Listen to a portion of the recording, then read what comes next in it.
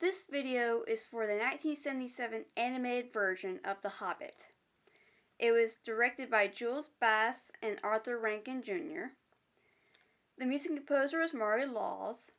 The character designer was Lester Abrams. The cast included Orson Bean, Don Messick, and John DeLon. The film is about the adventures of a hobbit on a quest to regain a dwarf king's gold. So, a way to describe this movie is interesting and a little weird, not in a bad way. And it also felt a bit rushed. I know it was a TV movie and they probably only had a certain amount of time, but it could have been longer. The Hobbit was animated by Topcraft in Tokyo, a now defunct Japanese animation studio whose animation team reformed as Studio Ghibli. The film seemed to focus way too much on the landscapes and the songs, and that is especially evident when Bilbo and Gollum do the riddles, and during the riddles, when the questions is asked, for some reason the camera just pans to the wall, and a song will sing over it, and then will pan back to Bilbo and Gollum, and it's like, what was wrong with this scene being played out as normal, like them asking the riddles to each other? Sir Richard died just a few weeks after this film was broadcast. The characters aren't very expressive,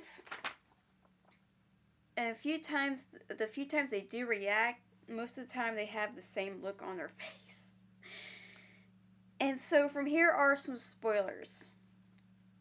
I like the character designs of Elrond and Bard. Those are very good, and why is Gandalf such a jerk in this? The dwarf maps and the runes upon it are an exact copy of the version included in the book. I like that detail. In the book, Bilbo is kind of forced to join, even though he does sort of join on his own volition, but in this, he's definitely forced. He's given no agency of his own to say no. Gandalf is like, yep, he's in on it.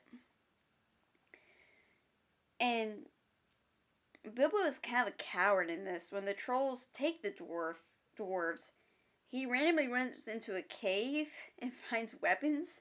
I thought he was running to find Gandalf. I don't understand why they made the wood elves look so weird. Were they trying to distinguish between them and the men of Lake Town who had no pants?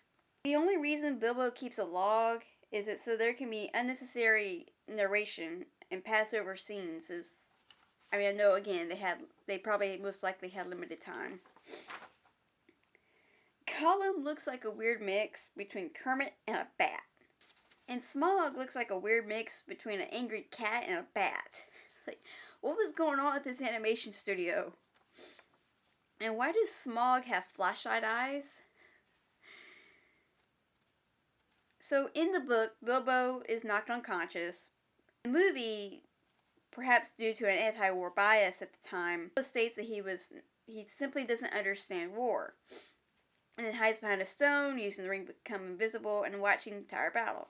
When asked about his whereabouts, Bilbo lies and says that he had a bump to the head and was out for hours.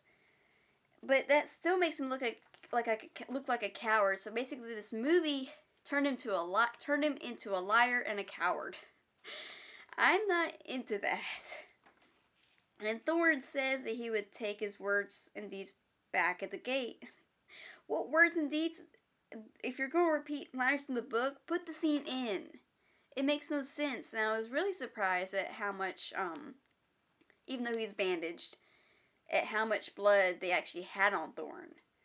And man, that got dark quick when they covered him up. So, have you seen this version? I know there is a 12-minute version, but I don't know how you fit the whole thing in 12 minutes. So comment down below, like, share, and subscribe.